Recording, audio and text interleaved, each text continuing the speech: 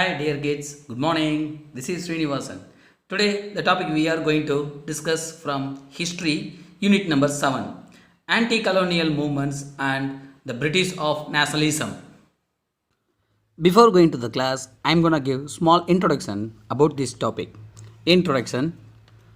On 23rd June 1757, the Nawab of Bengal, Siraj-ud-Dawla, was defeated by the East India Company at the Battle of Plassey.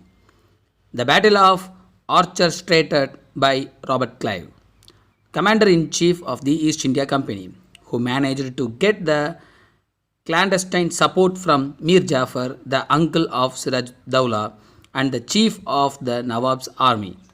Clive was helped by the Jagat Seths, moneylenders from Bengal. Jagat means moneylender. Jagat Seths means moneylenders, who were aggrieved by Siraj-ud-Dawla's policy. The Battle of Plassey was followed by the plunder of Bengal. Between 1757 and 1760, the company received 22.5 million, almost 2.25 crores. 22.5 million from Mir Jafar, who became the Nawab of Bengal.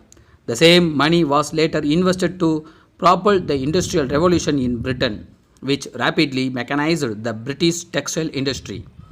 On the other hand, India was led to the path of deindustrialization and forced to create a market for the products manufactured in Britain. The plunder of India by the East India Company continued for another 190 years.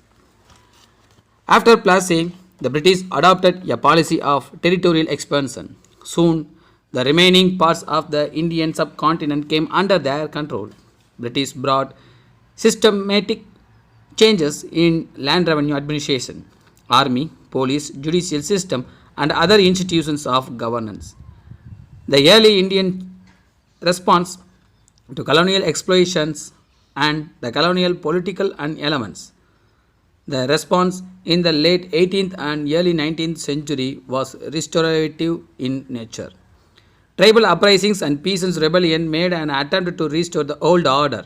The second response appeared in the second half of the 19th century in the form of Indian nationalism that imagined India as a nation emphasizing on a consciousness of unity and national aspiration.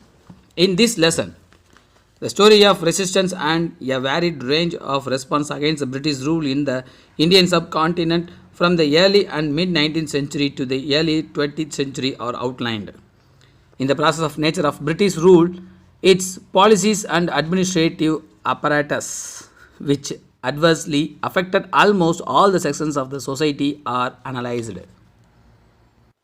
Next, we are going to see peasant and tribal resistance. While the urban elite of India was busy responding to the Western ideas and rationality by engaging in various socio-religious reform movements, a far more aggressive response to the British rule emerged in rural India. The traditional elite and peasantry, along with the tribal, revolted. They were not necessarily seeking the removal of British, but rather the restoration of the pre-colonial order.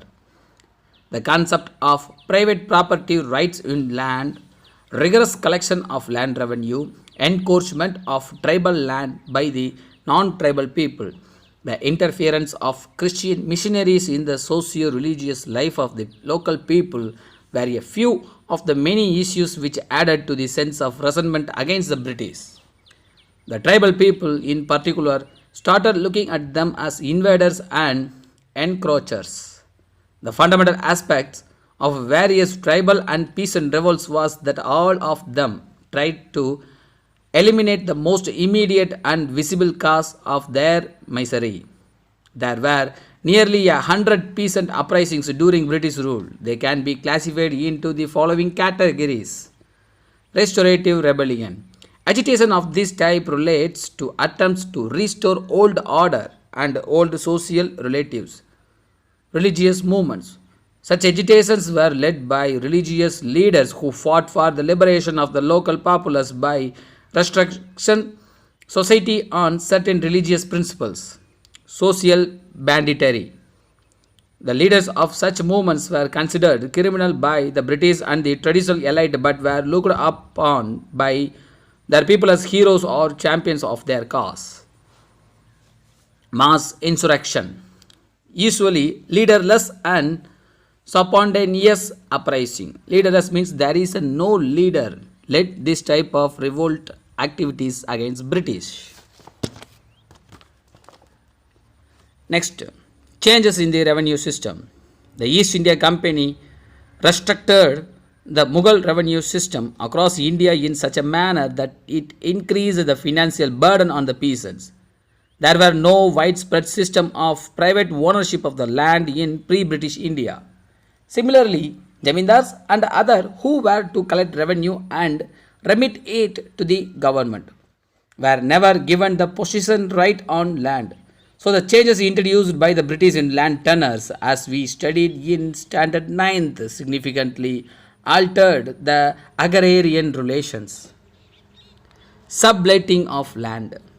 The practice of letting out and subletting of land complicated the agrarian relations. The jamindar often sublet land to many subordinate lords, who in return collected a fixed amount of revenue from the peasant. This increased the tax burden on the peasants. Peasants uprising. Peasant revolts began to erupt in the early 19th century and continued till the very end of the British rule in India. Many of these revolts were led by religious leaders who treated the British rule as an invasion into the socio-religious life of the people of India. Farasi movement. Farasi movement launched by Haji Shariatullah in 1818 in the parts of eastern Bengal advocated the participants to abstain from un-Islamic activities.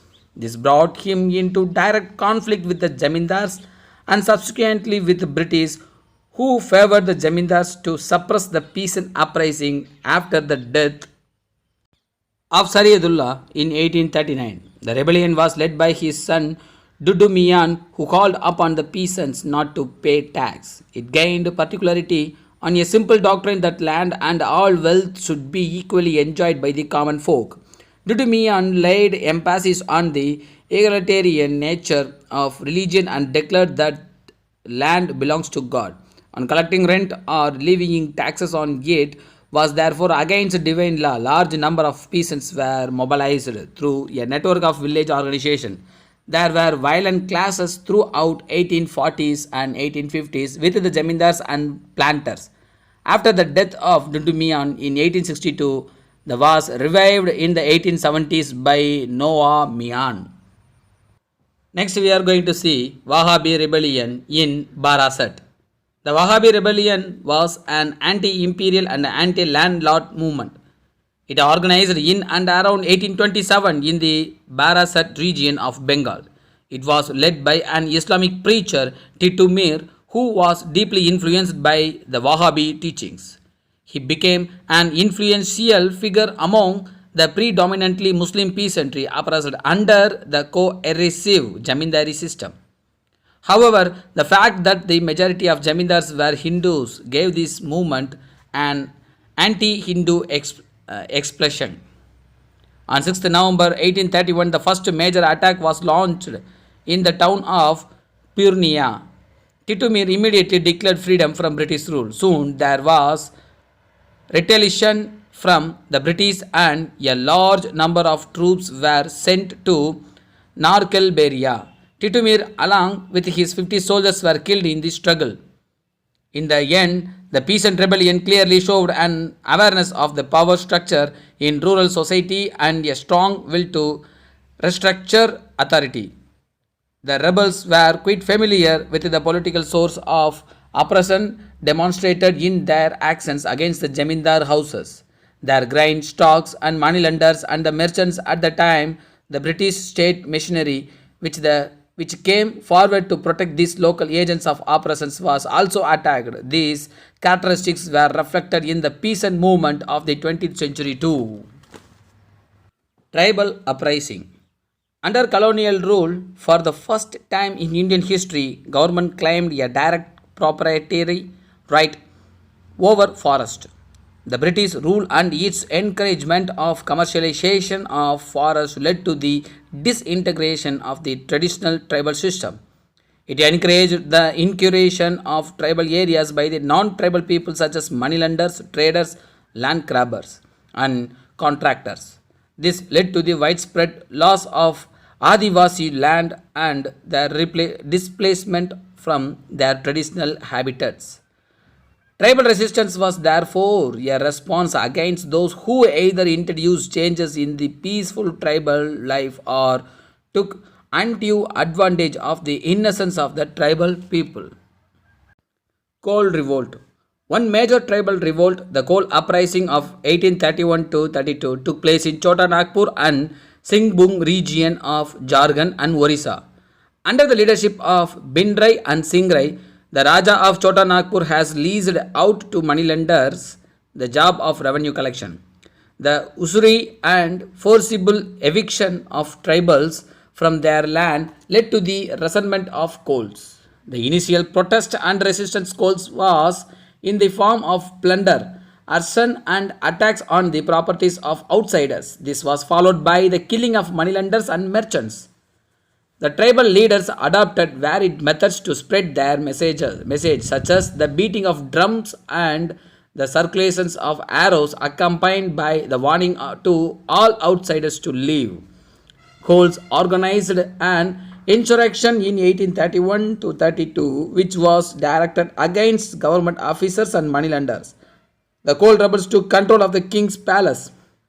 They even succeeded in forming an independent government there. The British suppressed the rebellion with great violence. Santhal Hul Insurrection.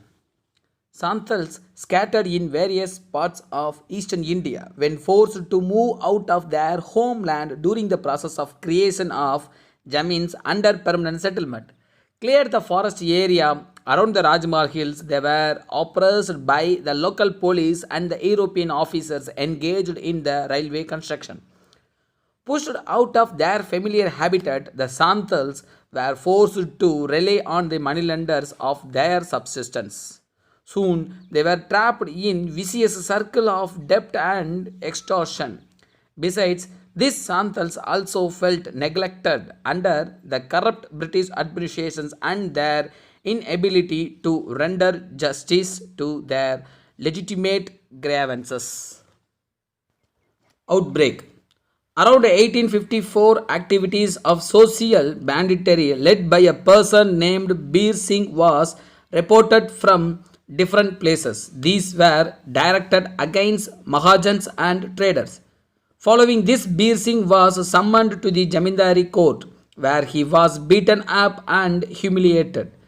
Bir Singh, along with his friends, retaliated by committing further dacoities on the Mahajans and merchants. The repressive measures only angered the Santals.